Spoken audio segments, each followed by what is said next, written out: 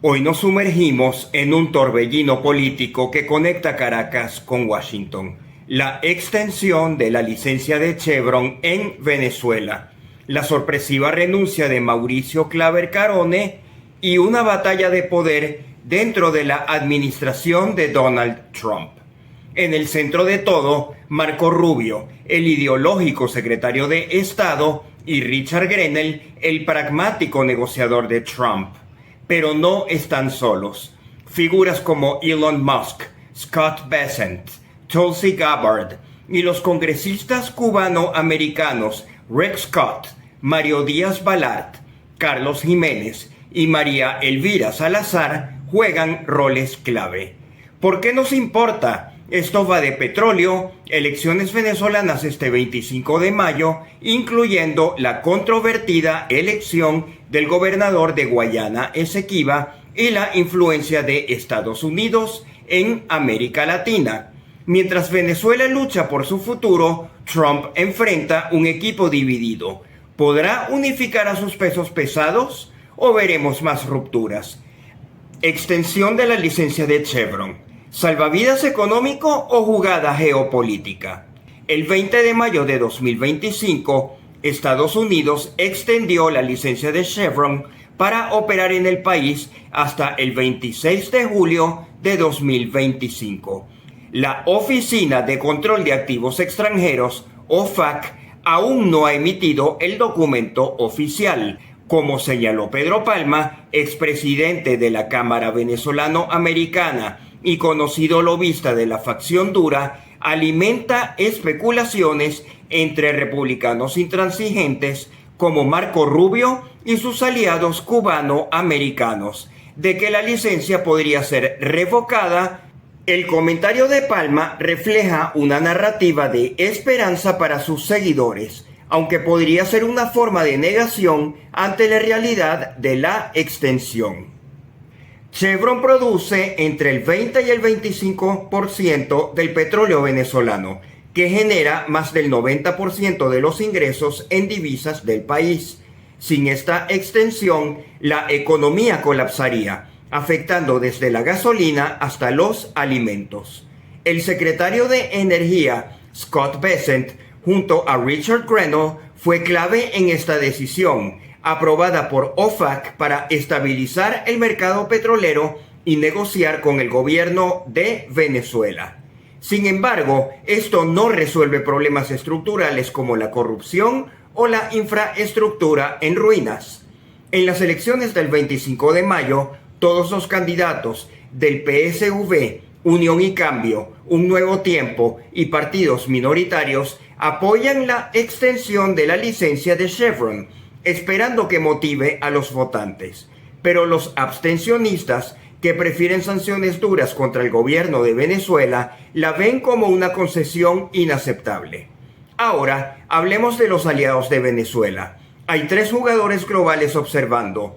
China, con sus compras masivas de crudo, podría llenar el vacío si Estados Unidos retrocede, como vimos en acuerdos de 2024. Rusia, con su red global de distribución, ha ayudado a Venezuela a evadir sanciones, enviando petróleo a mercados asiáticos. E Irán, que provee diluyentes para el crudo pesado y asistencia técnica para burlar sanciones, fortalece la alianza anti-Estados Unidos.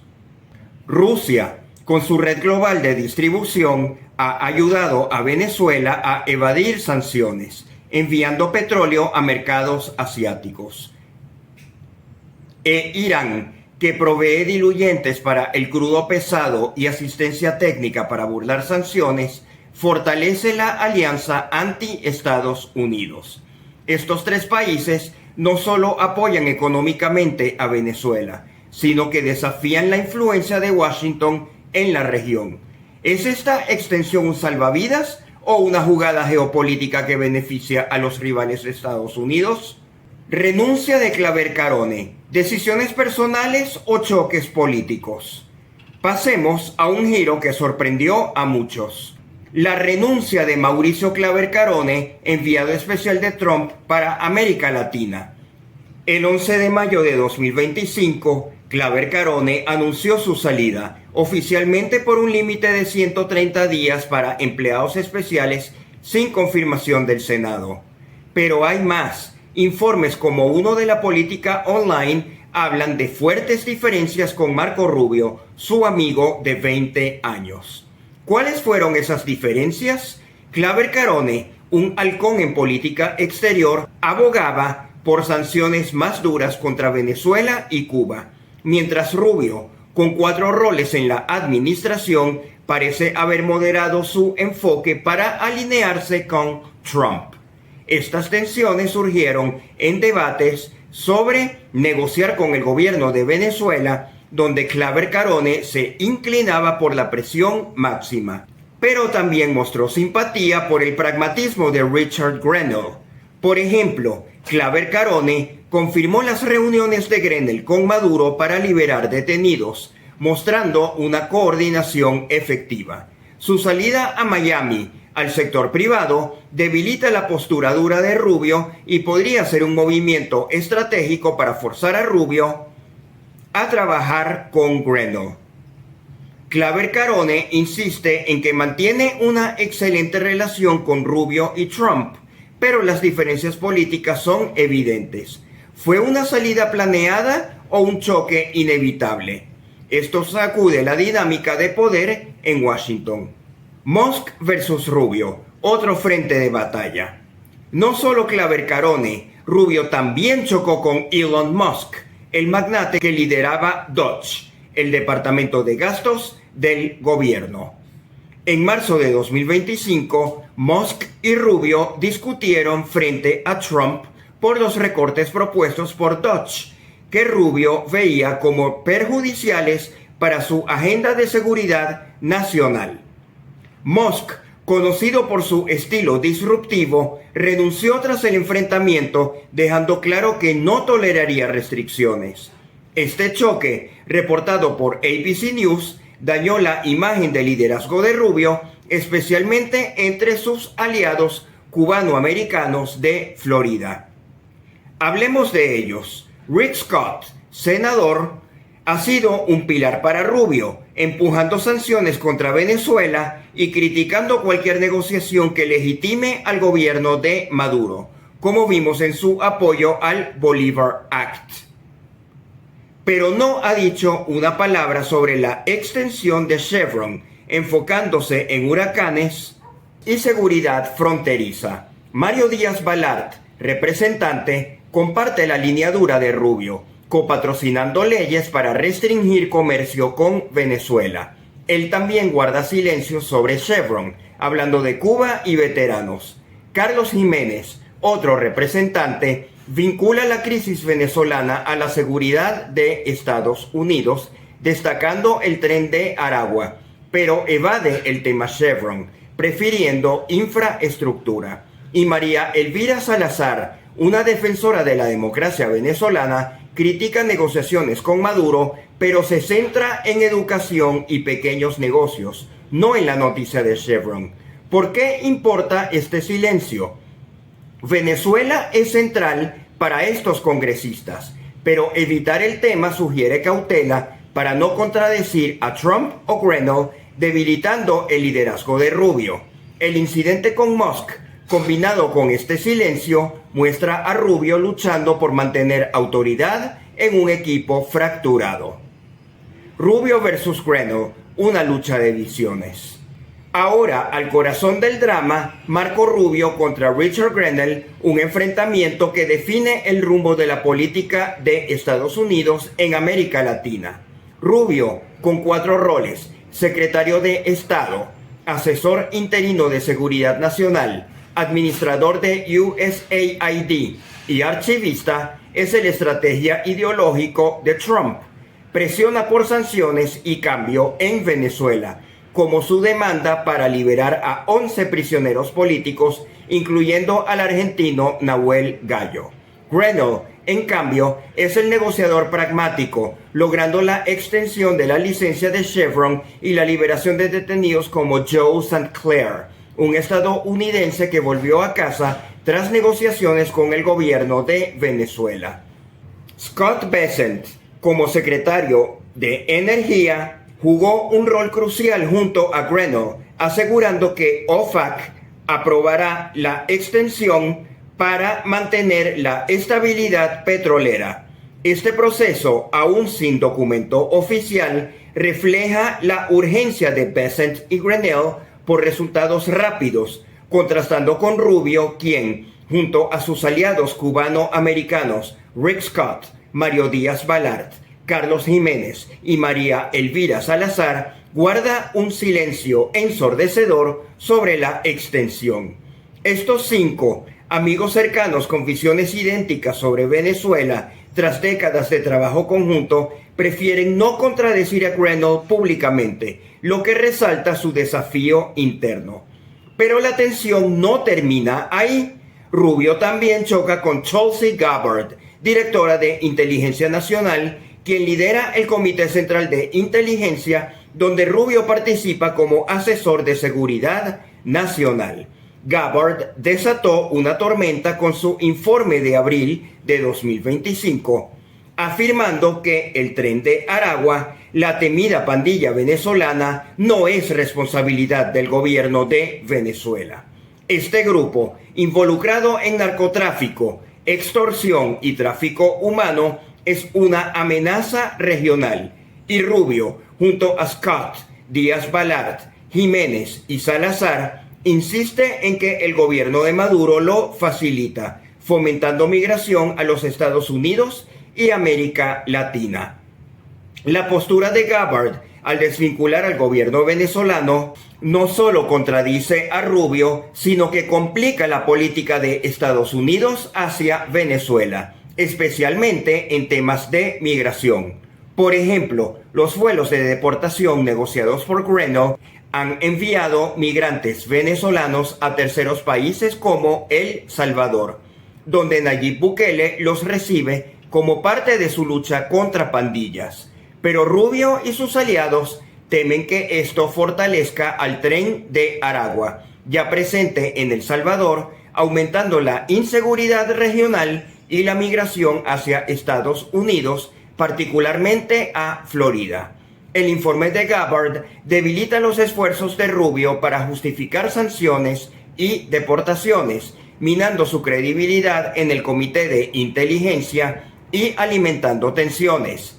Estas tensiones, sumadas a los choques con Claver Carone y Musk, muestran a Rubio en una posición vulnerable, luchando por imponer su visión en un equipo disfuncional. Rubio tiene un 80% de probabilidad de seguir como secretario de Estado, pero si conflictos globales como Venezuela, Irán o Ucrania empeoran sin acuerdos, eso podría caer al 60%. Este enfrentamiento no solo define la política de Estados Unidos en América Latina, sino que revela cómo Trump maneja un equipo dividido, con Bessent y Grenell liderando en resultados tangibles.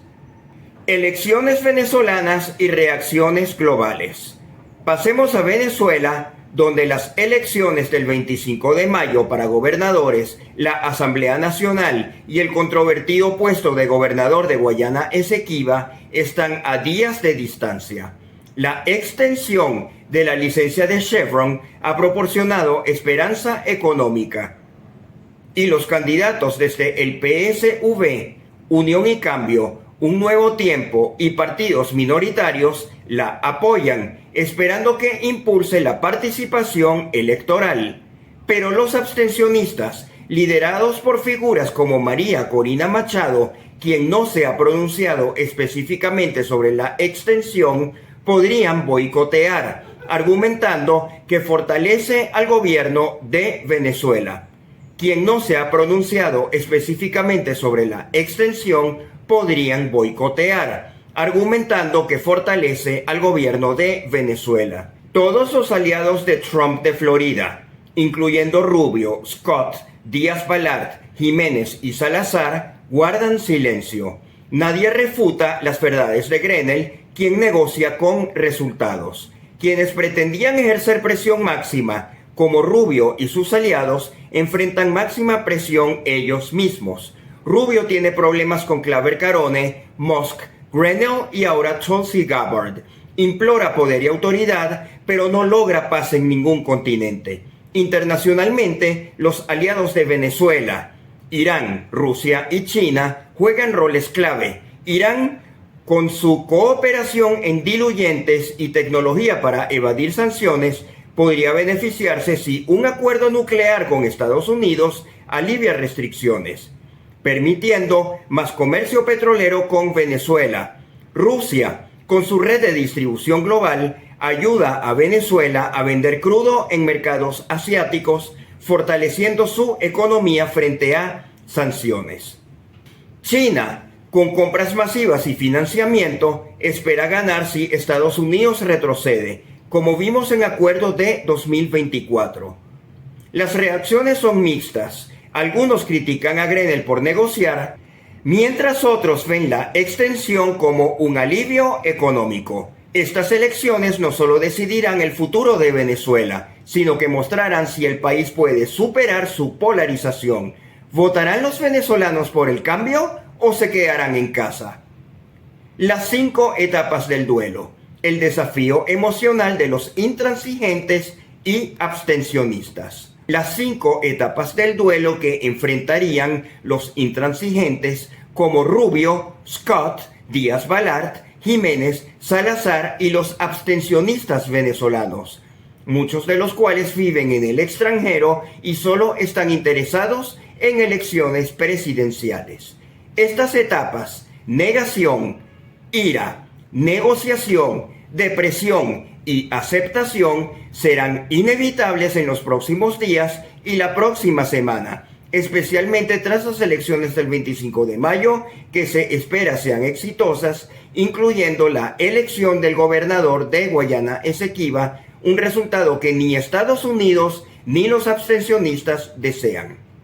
Comencemos con la negación, donde ya están Pedro Palma, lobista de los intransigentes, quien alimenta esperanzas al decir que la falta de un documento de OFAC podría llevar a la revocación de la licencia de Chevron. Esto es negación pura. Creen que el status quo de sanciones duras puede volver a pesar de la realidad económica que favorece la extensión.